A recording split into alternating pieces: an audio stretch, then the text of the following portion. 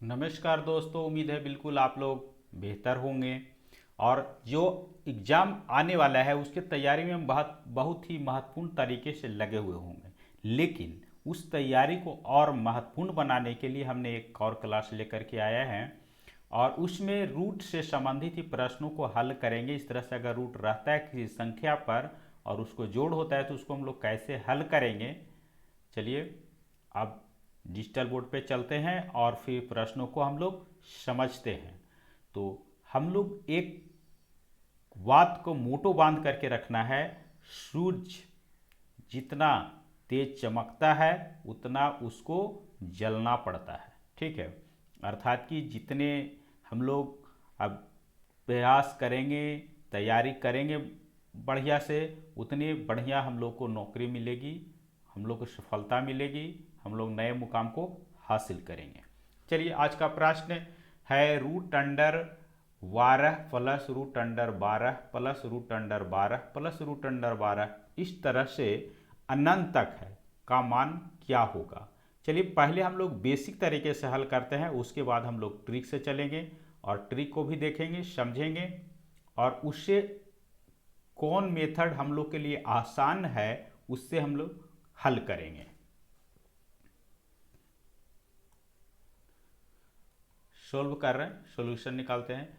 तो root under 12 के बदले हम लोग इसको एक्स मानते हैं। ठीक है, एक्स माना, टोटल को हम लोग एक्स मान लिए। इसका मतलब ये निकल करके आया कि रूट अंडर 12 प्लस एक्स, ठीक है, बराबर हम यहाँ एक्स लिखेंगे। अब इसको हम लोग हल करते हैं। रूट इधर से जब ख़त्म हो जाता है तो इधर जाने के बाद रूट एक्स स्क्वायर लिख सकते हैं, रूट खत्म हुआ इसलिए। ठीक है, तो अब हम लोग को समीकरण क्या बन करके आएगा, ये दोनों को उधर ले जाएंगे, मतलब साइड चेंज करेंगे तो आ जाएगा x square minus x x minus 12 बराबर 0। गुणनखंड के मेथड से अगर हम इसको हल करते हैं, फैक्टर निकालते हैं, तो 12 को हम लोग लिख सकते हैं। फैक्टर निकालने के लिए ये रूल कहता है कि 12 को इस तरह से कर लेना है। ठीक है, 6 आ गया, फिर 2 से भाग लगेगा 3 आ गया। ठीक है, अर्थात किसका फैक्टर 2 गुने 3 गुने 2 गुने 2 गुने 3 आया। ठीक है, अब हम इसको ऐसा लिखना है कि जोड़ने या घटाने के बाद एक्स आना चाहिए और गुना करने के बाद 12, क्योंकि फैक्टर निकालने का मतलब यही हो जाता है। ठीक है, इससे निकालने से यही फायदा है कि ये तो निश्चित रूप से हो गया कि 2 3 3 2 2 3 3 2 2 3 को गुना करेंगे तो 12 ही आएगा। ठीक है, अब उसको ऐसा हम लोग को लेना है यहाँ पे कि गुना करने के बाद 12 आ जाए। ठीक है, और जोड़ने या घटाने के बाद बीच वाला जो है मान वो आ जाए, मतलब सेकंड पद, फर्स्ट पद एक्स स्क्वायर, सेकंड पद एक्स और थर्ड पद 12 है, ये अचर मान जो है, तो ये एक्स आना चाहिए। एक्स वाला अगर 4x 2x 3x जो भी रहे वो आना चाहिए।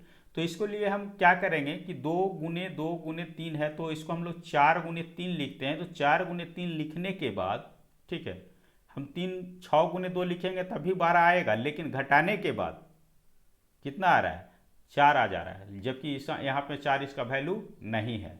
तो ऐसा लिखना है कि हमको यहाँ पे जो भी है, यहाँ पे कुछ नहीं तो एक है, एक आना चाहिए। तो 4 गुने 3 लिखेंगे तो 4 x minus 3 x, sorry plus, ठीक है, माइनस 12 बराबर 0। अब यहाँ पे एक प्लस एक माइनस में इसलिए लिखे कि 4 में से हम 3 को घटाएंगे तो माइनस एक्स आ जाएगा। ठीक है, और गुना करने के बाद 4 और 3 को गुना करेंगे तो माइनस में 12 भी आ जा रहा है। ये दोनों रूल को फॉलो कर रहा है। गुणनखंड अगर जानते होंगे तो उसमें भी इस तरह से करते हैं। तो इसको एक्स स्क्वायर, एक्स दोनों में हो गया, इसमें भी और इसमें, तो कॉमन ले लेते हैं, एक्स माइनस 4, ठीक है, प्लस 3 एक्स माइनस 4 दोनों में हो गया बराबर 0। ठीक है, अब इसको हल करते हैं तो आ जाएगा x माइनस 4, फिर कॉमन हो गया दोनों में। अब उसके बाद x प्लस 3 बचा बराबर 0। अब हम x माइनस 4 बराबर 0 लिख सकते हैं और दूसरे में x प्लस 3 बराबर 0 भी लिख सकते हैं, लेकिन ये माइनस में मान आएगा, ऑप्शन में माइनस में नहीं दिया हुआ है, इसलिए इसको छोड़ देंगे और इसको हल करेंगे। इसलिए x बराबर आ गया आपका 4 प्लस में, ठीक है, x बराबर 4 आ गया, तो 4 आपका बी में है। तो क्या हम लोग इतने लंबे टर्म से हल करेंगे इस तरह के प्रश्नों को? नहीं, इसके लिए शॉर्ट ट्रिक है और उसको देखिए, ठीक है। शॉर्ट ट्रिक जो है उसको उससे हम लोग हल करेंगे। इसको हम लोग गुणनखंड तो करना पड़ेगा, ये जो गुणनखंड की वो करना पड़ेगा, ठीक है, उसमें भी। और लगातार अगर किसी भी मान का किसी इस तरह का प्रश्न जो दिया हुआ है उसमें लगातार गुणनखंड आ जा रहा है, ठीक है, लगातार गुणनखंड हो तो और संख्या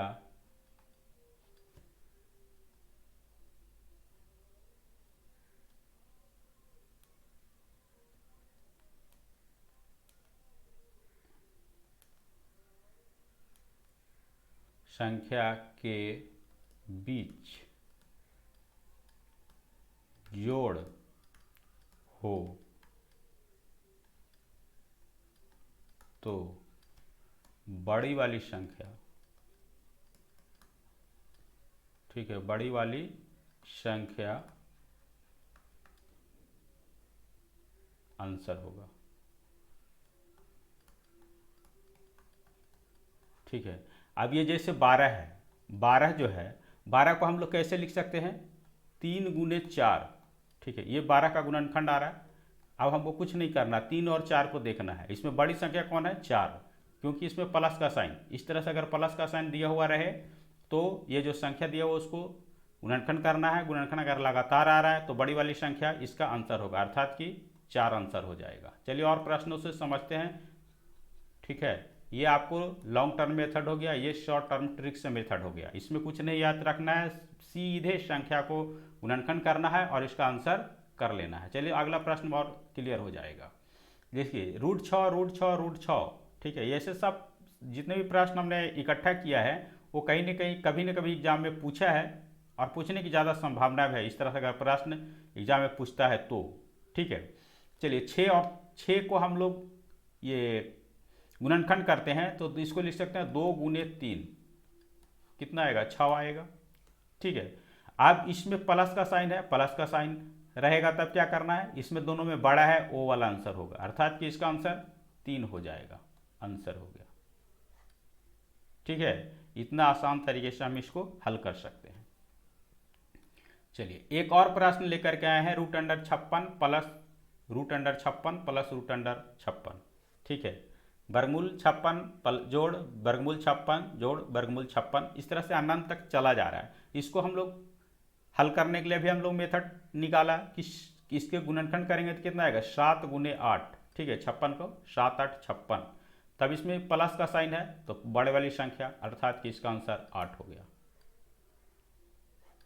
चले बहुत आसानी तरीका से हम लोग हल कर रहे हैं, लेकिन अगर माइनस रहेगा तो इसका भी गुणनखंड करते हैं तो 4 गुने 5 आएगा।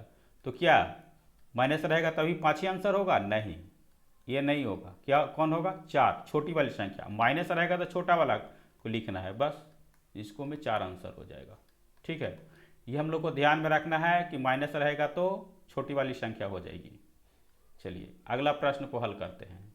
अगला प्रश्न है 2 √2 माइनस √2 माइनस √2 इन्फिनाइट तक है, अनंत तक है। अब इसका हम हल करेंगे तो क्या आंसर निकल करके आएगा? इसका आएगा 2 गुने 1, इसका गुणनखंड इस तरह से आएगा, तो आंसर कौन हो जाएगा? 1, ठीक है। थैंक यू दोस्तों। इस तरह से जो भी प्रश्न है उसके लिए इस तरह से प्रश्न हम लेकर के आते रहेंगे और ये देखते रहिए जीके स्टडी चैनल। अगर आपको पसंद आता है क्लास तो लाइक कीजिए, कमेंट कीजिए और दोस्तों के बीच शेयर कीजिए। और चैनल पर अगर बिल्कुल नए हैं तो चैनल को सब्सक्राइब कीजिए। Thank you.